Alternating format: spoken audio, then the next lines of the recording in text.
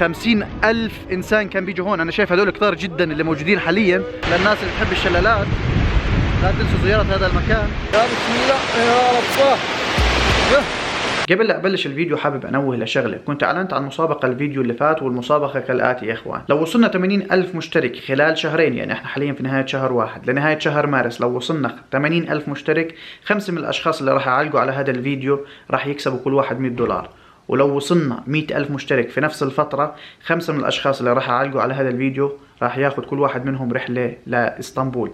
لهيك لا تنسى تعمل لايك للفيديو وتنشر الفيديو وتعلق على الفيديو، بالاضافه كمان لكل الفيديوهات الجايه لحتى نقدر نوصل هذا الرقم وبالتالي تكسبوا الجوائز.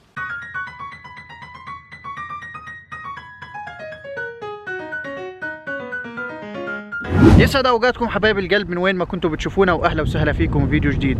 في البدايه اذكروا الله وصلوا على الحبيب المصطفى عليه افضل الصلاه والسلام. اليوم احنا في مدينه قيصري، وكثير منكم ما بيعرف مدينه قيصري. انا اساسا اول مره بزور مدينه قيصري، لهيك اليوم راح نعرفكم على هاي المدينه بكل تفاصيلها واشهر الاماكن السياحيه اللي ممكن الواحد يزورها خلال زياره هذه المدينه. لهيك لو اول مره بتشوفنا لا تنسى الاشتراك بالقناه وتعمل لايك للفيديو وتنشر الفيديو في كل مكان. خلونا نبدا.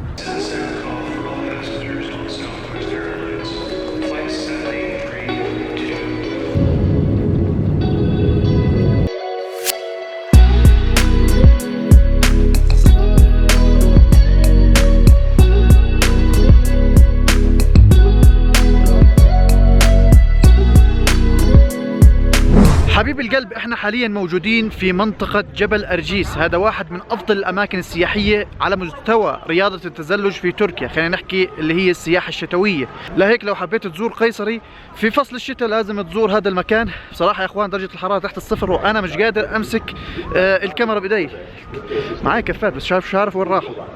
فعليا المكان جميل جدا صراحة، مجهز بالكامل، في فنادق للناس اللي بتحب هاي الرياضة تحديدا.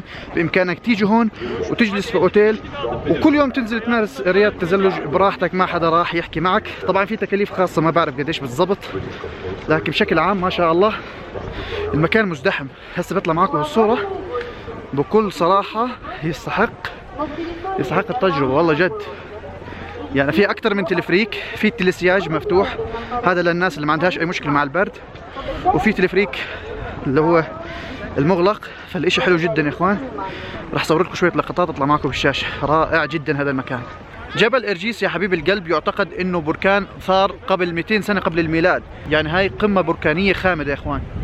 واليوم زي ما انتم شايفين ما شاء الله موقع من ابرز الاماكن السياحيه، خلينا نحكي على مستوى تركيا. على اللي انا شايفه هذا كميه الناس اللي جايه تتزلج، لا هذا المكان من اهم اماكن التزلج على مستوى تركيا. طبعا في اماكن كثير ابرزها جبل قرطبه في صبنجة، بالاضافه كمان لجبل اولداغ في بورصه، في كمان ارزروم، جبل ارزروم. اعتقد في اماكن كثير للتزلج في تركيا، ولكن هاي الاماكن مميزه جدا. Arkadaşlar önce kaç kişi burada geldi?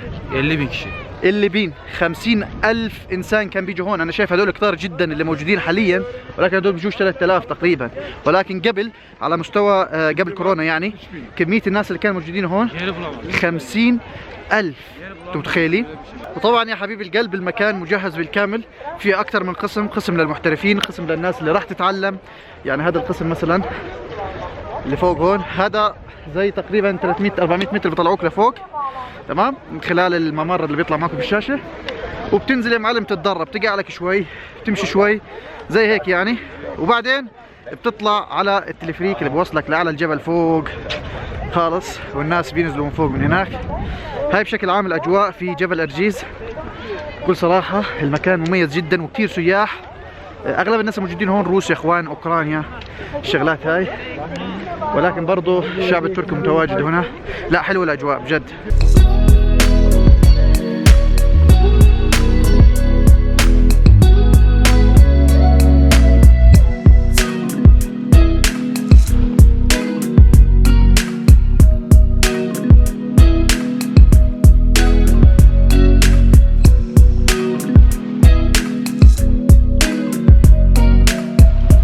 وأنا الآن في جامع اسمه إيلانين جامع. هذا المكان بيرجع للدولة السلجوقية يا إخوان.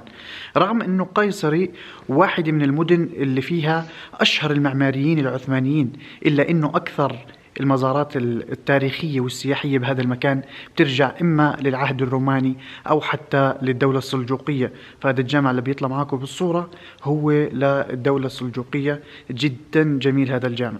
تخيل يا حبيب القلب، قيصري بلد أشهر المعماريين على مر التاريخ، واللي هو المعمار سنان، أحد أشهر إن لم يكن الأشهر على الإطلاق معمارية الدولة العثمانية. إلا أنه قيصري مش موجود فيها أماكن بترجع للدولة العثمانية كتير، سواء كان مساجد أو حتى حمامات تركية وغيرها يعني. ولكن ما شاء الله البناء السلجوقي برضه ليه روعة. وأنا الآن موجود في واحد من أقدم الأماكن التاريخية الموجود في مدينة قيصري، واللي هو قيصري كاليسا. هذا المكان بيرجع للعهد الروماني يا إخوان، ولغاية يومنا هذا موجود على وضعه اللي انبنى عليه. زي ما انتم شايفين المكان بيطلع معاكم بالصورة، جدا رائع يعني بمعنى الكلمة. قلعة كاملة متكاملة ما فيها أي شيء ناقص، وأعتقد بيعملوا لها ترميم بين الفترة والثانية، ولكن المكان موجود وفي كل الشغلات اللي كانت موجودة منذ الإنشاء.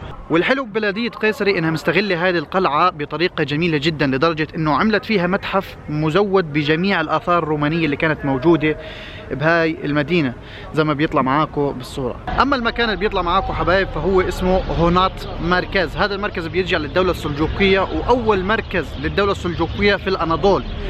زي ما انتم شايفين هذا المكان انبنى بالقرن الثالث عشر. يعني المدينة مليانة بالأماكن التاريخية بكل صراحة.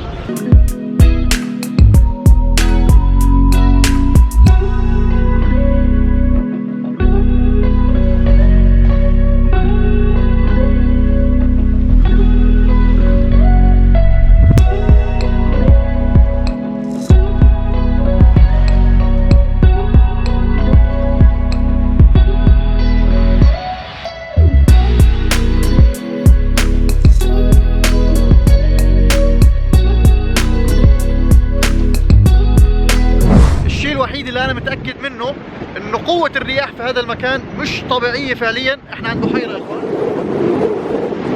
جدا قوي الريح في هذا المكان مش طبيعي عن جد.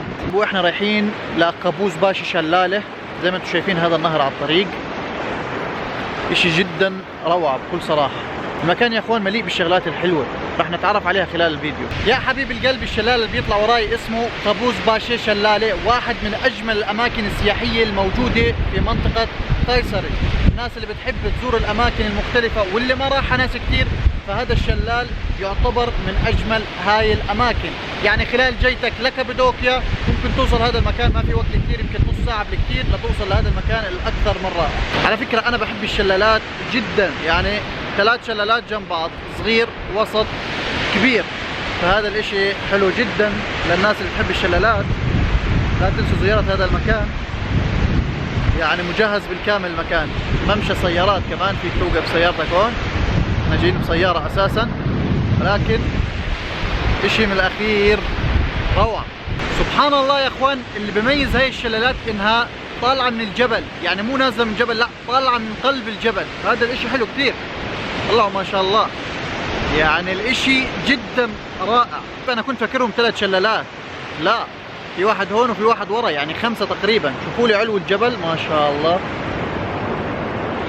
يعني الاشي مميز بكل معنى الكلمة. الناس اللي بتحب هاي الشغلات انك تاخذ صور بهذا المكان راح يكون خرافي. انا ما راح اتصور هون بس المكان جميل جدا. خلينا ندوق مية الجبل يا اخوان، نقول بسم الله. ها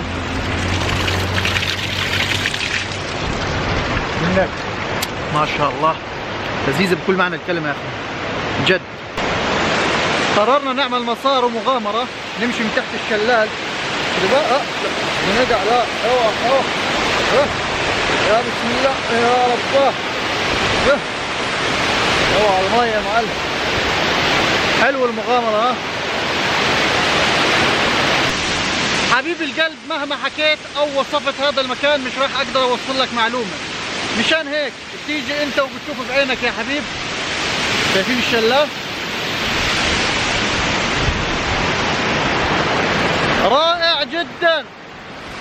ويا صاحبي لو حبيت تنام ليل بهذا المكان ففي اوتيل زي ما بيطلع وراي.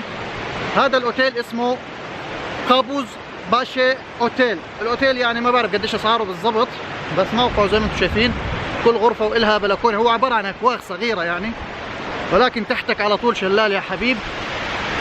فالاشي حلو كثير طبعا.